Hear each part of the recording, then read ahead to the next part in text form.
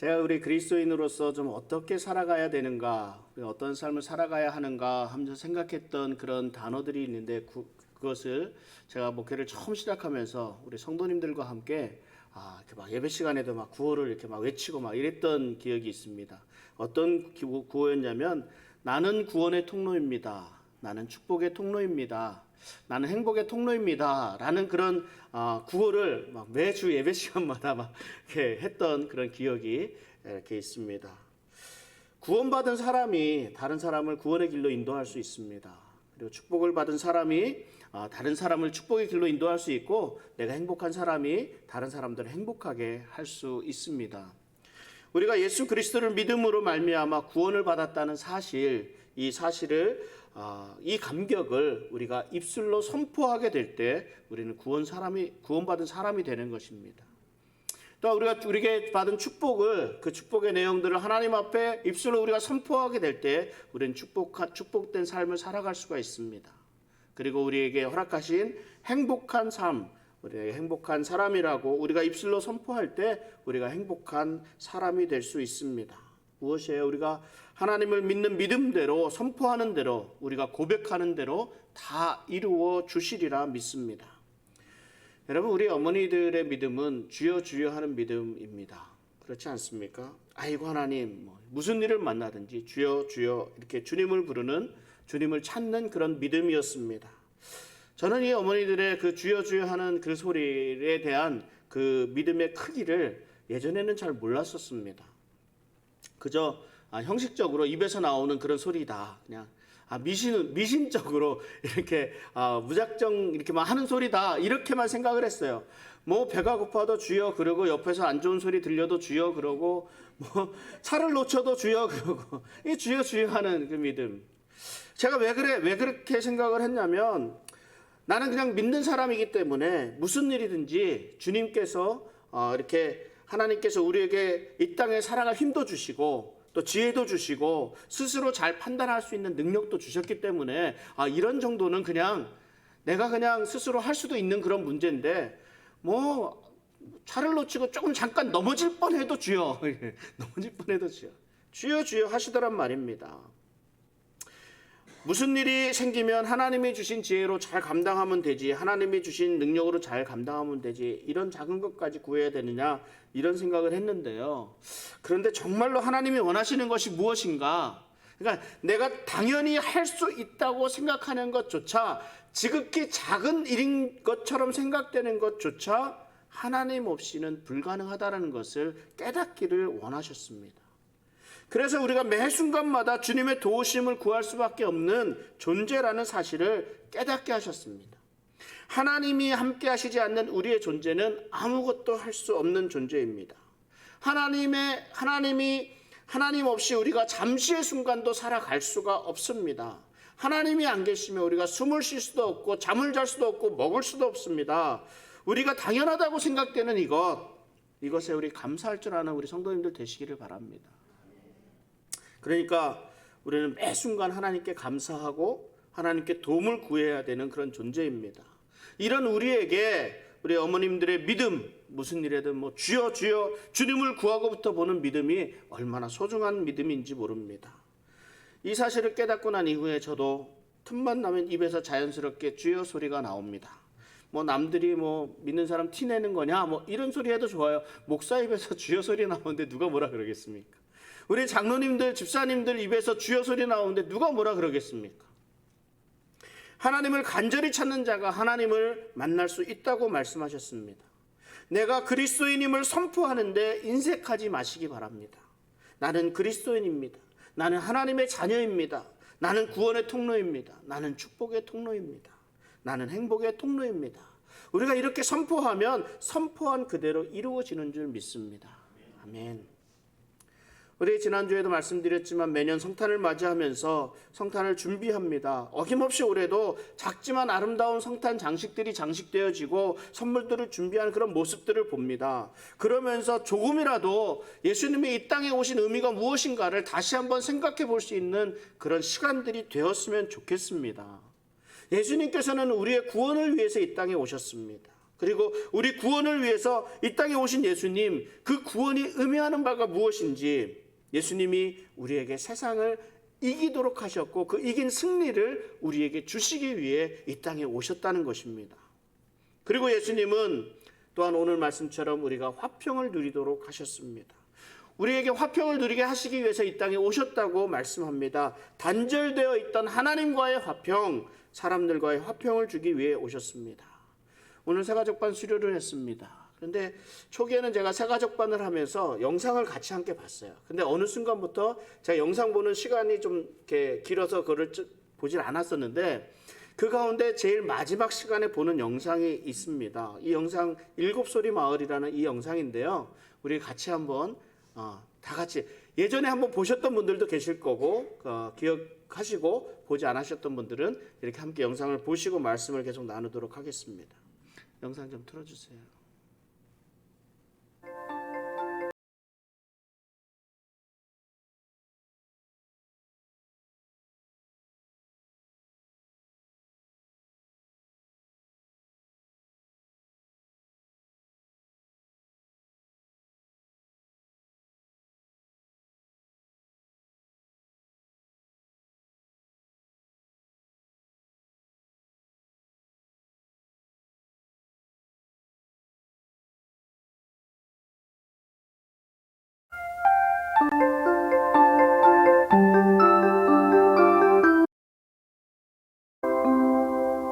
옛날, 아주 먼 옛날, 소리나라에서 가장 시끄러운 마을로 소문난 일곱소리 마을이 있었습니다.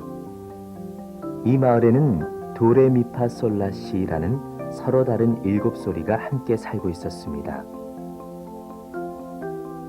어느 날 일곱 소리 마을 아이들이 한 곳에 모여서 심각하게 고민을 했습니다. 마을 어른들이 날마다 싸우고 있었기 때문입니다. 일곱 소리 어른들은 언제나 자기 목소리만을 주장하며 서로에게 조금도 양보하지 않았습니다. 그래서 일곱 소리 마을에는 서로 다른 일곱 가지 목소리가 날마다 시끄럽게 들려왔습니다. 언제나 도도한 목소리로 도도가 자기 주장을 하면 솔솔은 웃기지 말라며 쌀쌀맞게 소리를 질렀습니다. 시시는 시시콜콜한 것까지 늘 시비를 걸었고 좀 과격한 파파는 퍽퍽 주먹까지 휘두르 꺼냈습니다. 한밤중에도 랄라랄라 시끄럽게 떠들기를 좋아하는 라라, 미미한 소리에도 짜증을 잘 내며 투덜거리는 미미, 에에 소리를 지르며 언제나 남들에게 야유하는 레레. 이런 일곱 소리 어른들의 시끄러운 싸움은 일곱 소리 아이들을 날마다 괴롭게 했습니다. 너무나 속상했는지 어린 도도가 울면서 하늘을 향해 기도를 하기 시작했습니다. 일곱 소리 마을 사람들이 싸우지 않게 해달라는 간절한 기도였습니다. 그러자 옆에 있던 어린 미미와 솔솔도 한 목소리로 함께 울면서 기도를 했습니다. 그때 아이들이 깜짝 놀랐습니다.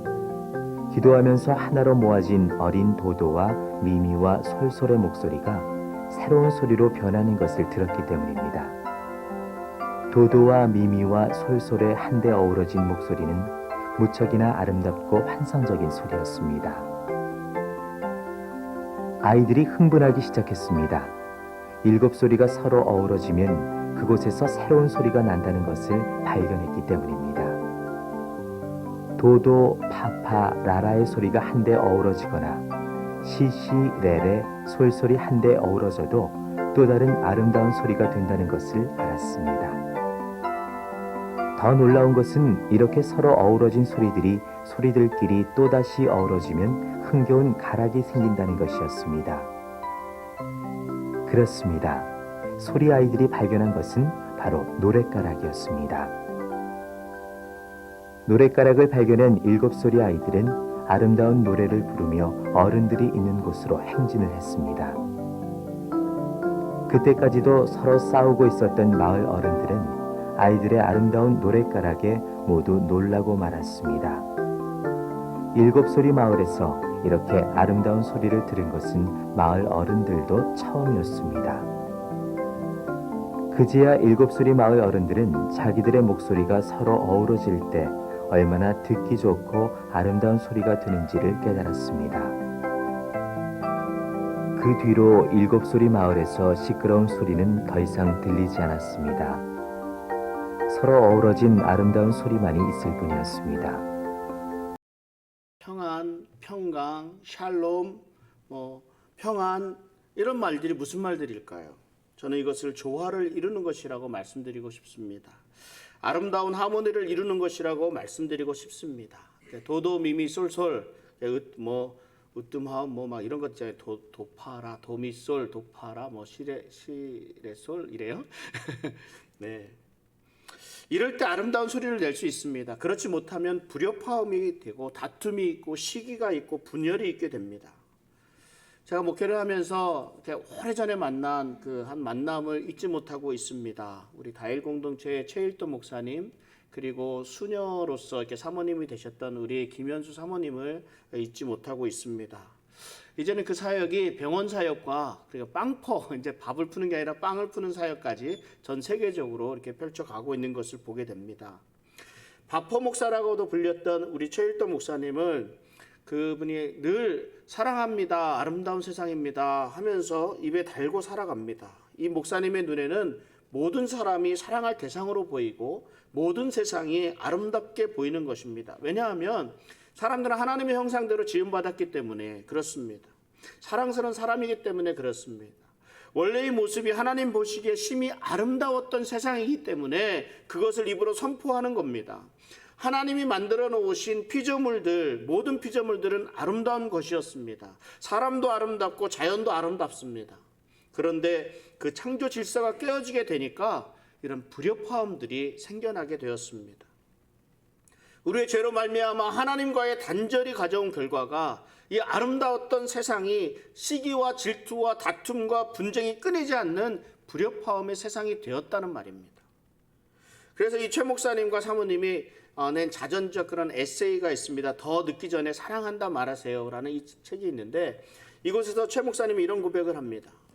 제가 지난 세월 동안 가장 힘들고 슬펐을 때는 다일 공동체를 그만두라는 그런 협박과 그런 비난 그런 것을 받았을 때 매일 라면을 먹었기 때문에 속에서 헛물이 넘어올 때 억울하게 집단 구타를 당할 때 이런 때가 아니었다고. 아내가 이혼을 하든가 바퍼 사역을 그만두든가 하면서 눈물 반 그런 사랑 반으로 슬프고도 성난 눈으로 자신을 바라보았을 때가 가장 견디기 힘들었다고 고백을 합니다. 그리고 가족의 소중함을 절실하게 경험했고 하나님이 우리에게 허락하신 천국의 그림자는 우리 교회와 가정뿐이라고 고백했습니다.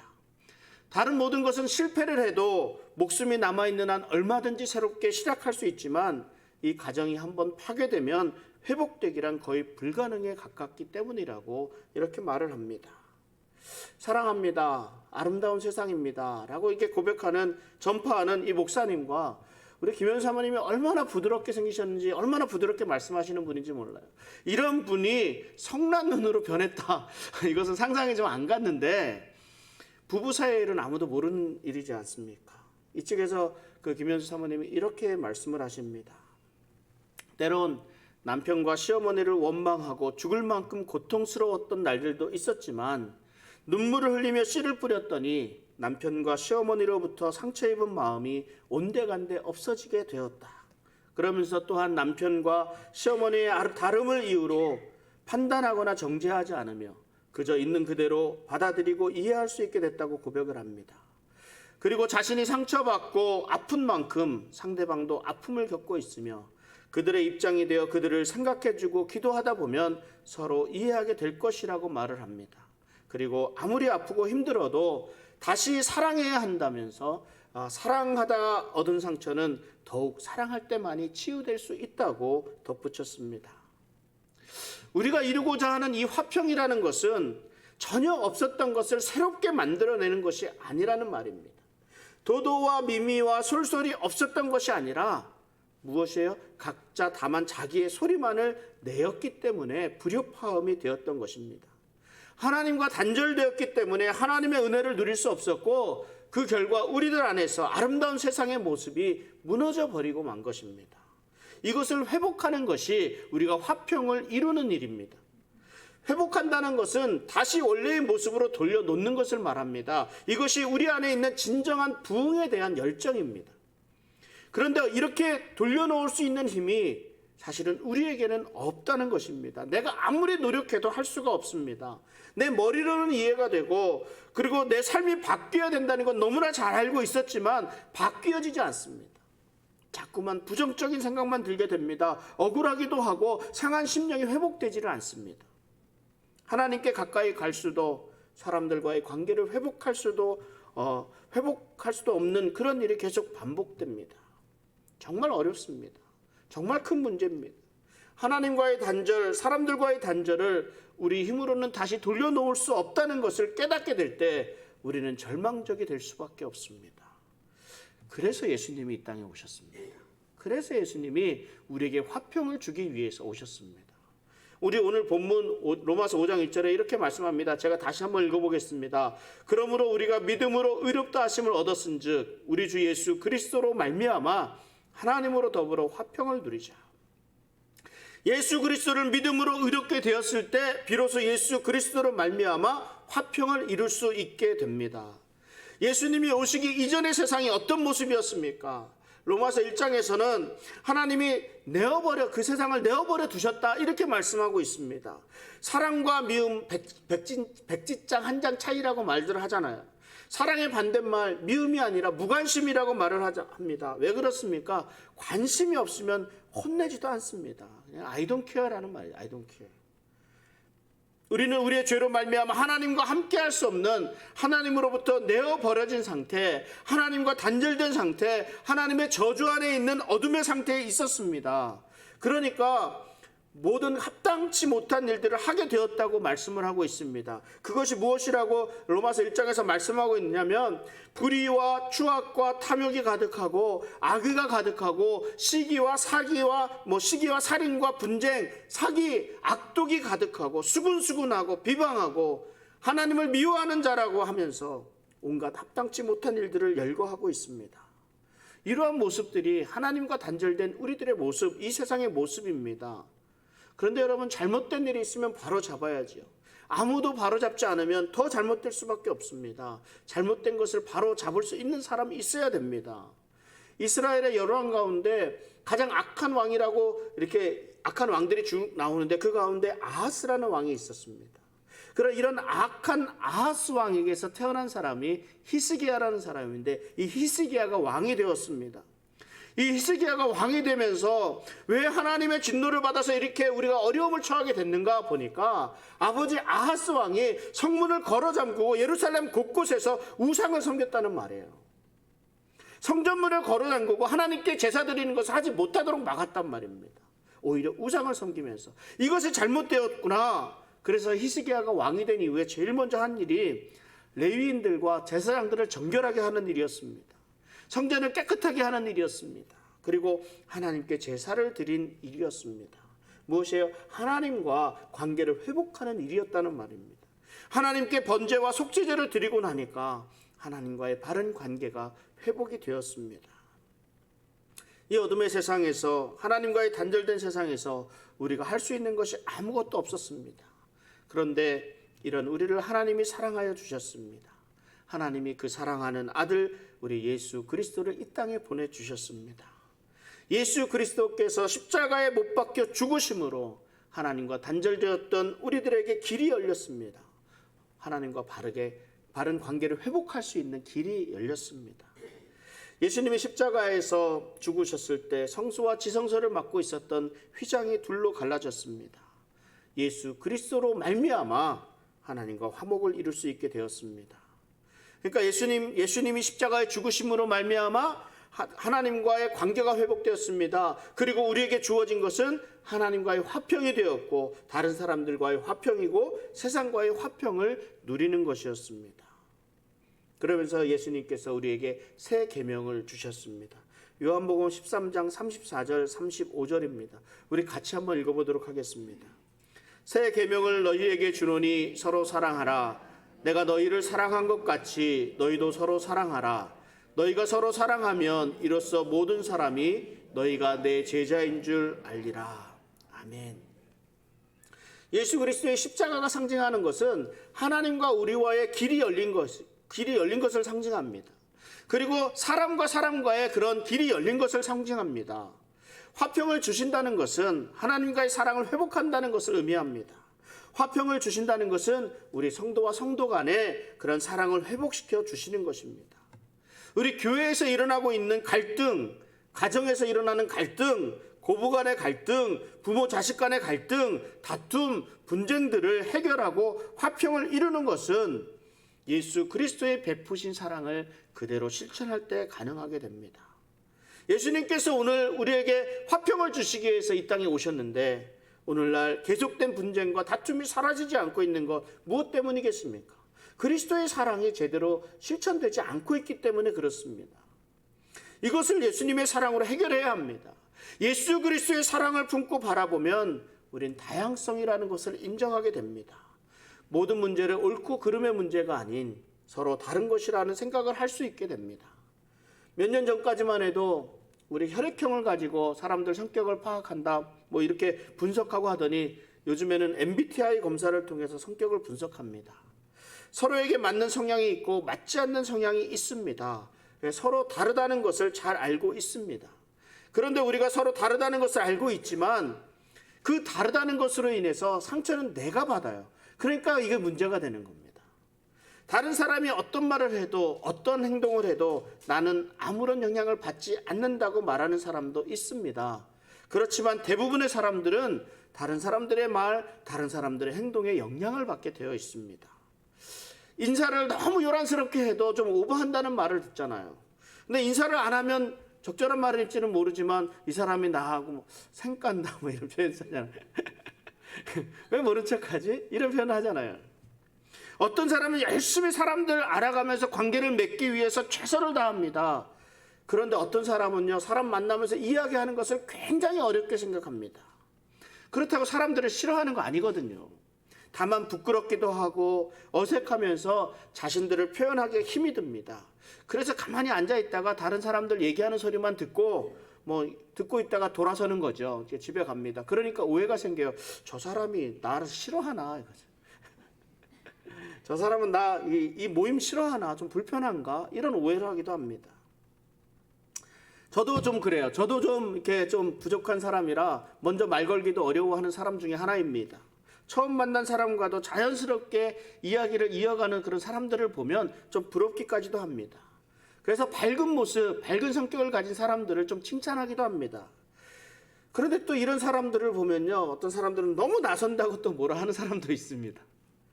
나를 언제 봤다고 친한 척하냐고 이렇게 하는 사람도 있고요. 예, 뭐가 문제일까요? 우리 다 자기 생각만 하기 때문에 그렇습니다. 자기 생각만.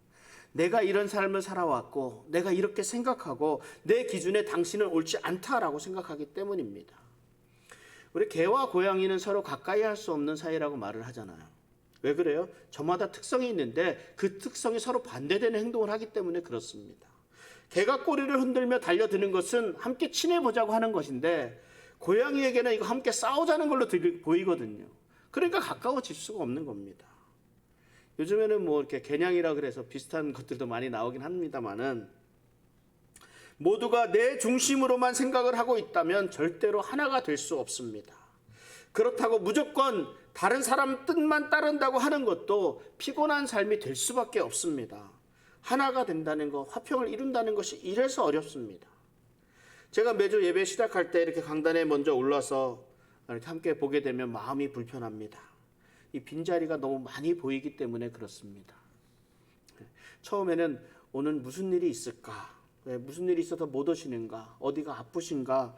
뭐 아니면 오다가 사고가 났나? 뭐 막 이런 생각, 별의별 생각을 다 합니다.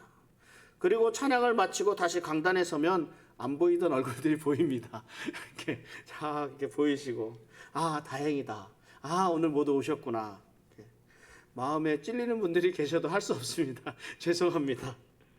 조금만 좀 일찍 서둘러 주시면 좋겠습니다. 예, 조금 일찍 오셔서 먼저 인사도 좀 나누시고 교제하고 기도하고 준비하시다가 예배 시간 전에 자리에 앉아서 함께 기도하고 예배를 시작하면 얼마나 좋겠습니까? 그리고 할 수 있으면 예배실 안에 들어오실 때는 한 10분 전에 입장하셔서 예배실에 안에 있는 다른 사람들과 이렇게 대화하지 마시고, 대화하시려면 밖에서 대화하시고 이 안에 들어와서는 좀 기도하며 준비해 주시기 바랍니다. 이때는 아마 우리는 찬양팀이 좀 준비를 하고 있을 텐데 성도님들은 예배를 위해서 중보해 주시면 좋겠습니다. 예배를 위해서 집중할 수 있도록 온 성도님들이 함께 해주시면 좋겠습니다. 교회가 하나 되기가 참 어렵다는 말씀 드리다가 약간 옆으로 빠졌는데요. 그런데 우리가 이 예배 가운데 먼저 하나가 되어야 됩니다. 예배가 중요합니다. 우리가 매일 함께 드리는 것도 아니고 일주일에 한 번 드리는 예배인데 우리의 마음과 뜻을 다해서 준비하면서 드려야 하지 않겠습니까?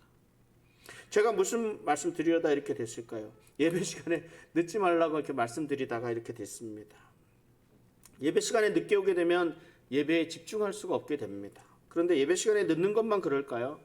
얼마나 편하면 예배 시간에 주무시는 분들도 이렇게 계셔요. 내가 주무시는 분 얘기하니까 하품하시는데 오늘은 안 보이시네요. 오늘 안 보이시네요. 무슨 말씀을 하시는지 모르겠지만 옆에 분들과 계속 말씀을 나누시는 분들도 계시고 무엇이 바쁜지 왔다 갔다 하시는 분들도 계시고 무슨 관심이 그리 많은지 이것저것 돌아보시는 분들도 계시고 이런저런 분 참 많이 계십니다. 어떻게 보면 좀 제가 많이 거슬리기도 합니다. 그런데요, 또 한편으로는 감사하기도 합니다. 왜 그래요? 그렇게 피곤한 가운데서도 예배 드리기 위해서 와서 앉아 계신다는 것만으로도 참 감사합니다. 늦게라도 예배 드리기 위해 오신다는 것만으로도 저는 사실 감사합니다. 정말 바쁜데 예배 드리기 위해서 앉아 있다는 것만으로도 감사할 수 있습니다. 그러니까 제가 지금 두 가지 마음을 한꺼번에 우리 성도님들에게 말씀을 드리고 있는 겁니다. 한 가지는 어떻게 해서든지 예배의 자리에 함께 하고자 하는 그 마음에 감사를 드리고, 또 한 가지는 나의 모습이 다른 사람들에게는 좀 방해가 되고 예배에 집중하는 데는 좀 흐트러뜨릴 수 있구나, 이걸 좀 생각하라고 이렇게 말씀을 드리는 거예요. 그래서 할 수 있으면 이렇게 우리 집사님처럼 이렇게 앞에 앉으라고 이렇게 말씀을 드리는 겁니다. 앞쪽에 앉으면 그래도 조금 더 가까워서 잘 집중하게 되는 것 같습니다. 이 모두 예배를 잘 드리고자 하는 그런 마음으로 드리는 말씀입니다. 그리고 또 한편으로는 다른 사람들이 조금 거슬리더라도 비판하고 정죄하지 말고 무슨 이유가 있겠지, 어젯밤에 밤새고 이렇게 와서 어쩔 수 없이 눈이 감기는 거 어떡하겠습니까? 사정이 있겠지 하면서 이해하며 받아줄 수 있었으면 좋겠습니다. 그리고 좀 더 성숙해질 수 있도록 위해서 기도해 주시면 좋겠습니다. 우리 성도와 성도와의 관계는요, 한 몸을 이루고 있는 지체의 관계입니다. 한 사람이 아무리 잘하고 건강하다고 하더라도 다른 사람이 약하게 되면 그 몸은 약한 몸이 되는 거예요. 그 몸이 약한 몸이 되는 거예요. 그래서 내 몸과 같이 사랑하라, 이렇게 말씀하시는 겁니다. 고린도전서 12장 25절에는 몸 가운데서 분쟁이 없고 오직 여러 지체가 서로 같이하여 돌아보게 하셨으니 말씀합니다. 이 교회에서 갈등의 문제가 생기는 것은 교회 전체 하나님 나라의 개념으로 바라보는 것이 아니라 내 중심으로 내가 속해 있는 나 중심으로 바라보기 때문에 그렇습니다. 내 자녀가 주일학교에 있으면 주일학교 행사에 많이 참여하게 되고 관심이 많이 가는 것 당연합니다. 내 자녀가 유스에 속해 있으면 유스 그룹에 더 많은 관심을 가지는 것, 이거 당연합니다. 그런데 이것이 자칫 그 부분만 빠지게 되면 다른 부서들은 어떻게 되든 아무 상관없어요. 내가 여성교회 회장할 때면 내 여성교회가 잘 돼야 되고, 내가 남성교회 회장할 때는 내 남성교회만 잘 되면 된다, 이런 마음 버려야 한다는 말입니다. 부처 간에 경쟁하는 거 좋습니다. 그런데 함께 성장해 간다는 것을 알아야 돼요. 건강한 교회는요, 교회를 이루고 있는 그 지체가 모두 건강한 교회가 되어야 합니다. 그래서 함께 성장해 가야 합니다. 교회의 머리는 예수님이고 우리는 그 몸을 이루고 있는 지체입니다. 그리스도의 사랑으로 서로 돌아보면서 함께 자라가는 교회가 건강한 교회입니다. 우리 벨리 한인장로교회가 모든 기관, 모든 성도가 골고루 건강하게 성장하는 건강한 교회 되시기를 주님의 이름으로 축원합니다. 예수님께서는 우리의 분쟁과 우리의 다툼에 화평을 주기 위해서 이 땅에 오셨습니다. 그리고 그 화평을 이루어 주셨습니다. 그런데 우리 교회의 갈등, 가정의 갈등, 직장에서의 갈등, 비즈니스 하는데 하는 그런 갈등에서 끊임없이 우리들을 이 갈등들이 괴롭히고 있습니다. 어떻게 해야 될까요? 그래서 다시 한번 권면합니다. 우리 주 예수 그리스도로 말미암아 하나님으로 더불어 화평을 누리자. 예수 그리스도께서는 하나님과 단절된 우리에게 하나님과 화평을 이루도록 해 주셨습니다. 하나님은 우리를 사랑하십니다. 하나님은 저와 여러분들을 사랑하십니다. 하나님과의 관계가 바르게 되어져 있을 때 모든 갈등을 해결할 수 있는 길이 열리는 거예요. 하나님과 관계가 회복되지 않으니까 그 갈등이 여전히 갈등된 상태로 있는 거예요. 하나님과 나와의 바른 관계는 그 하나님의 사랑, 예수님의 사랑으로 우리 주변을, 이웃들을 돌아보게 됩니다. 어떻게 돌아봅니까? 마치 내 몸을 돌보듯이 돌아보게 되는 거예요. 내 몸을 돌보듯이 돌보게 되니까 그 사람이 다르다는 것, 그 사람의 사정, 그 사람을 이해할 수 있게 되고 받아들일 수 있게 되는 겁니다. 그리고 그들을 인정합니다. 그들의 문화도 인정합니다. 그들의 삶을 이해하게 됩니다. 오직 예수 그리스도의 사랑만이 이것을 가능하게 합니다. 예수님은 이 땅에 화평을 주기 위해서 오셨습니다. 그리고 그 화평을 우리를 통해서 이 땅에서 우리가 누리며 살아가는 것을 원하십니다. 예수 그리스도의 사랑으로 어그러지고 갈라지고 부서진 우리들의 관계들을 회복하고 화평을 이루어가는 우리 성도의 삶 되시기를 주님의 이름으로 축원합니다. 함께 기도하겠습니다.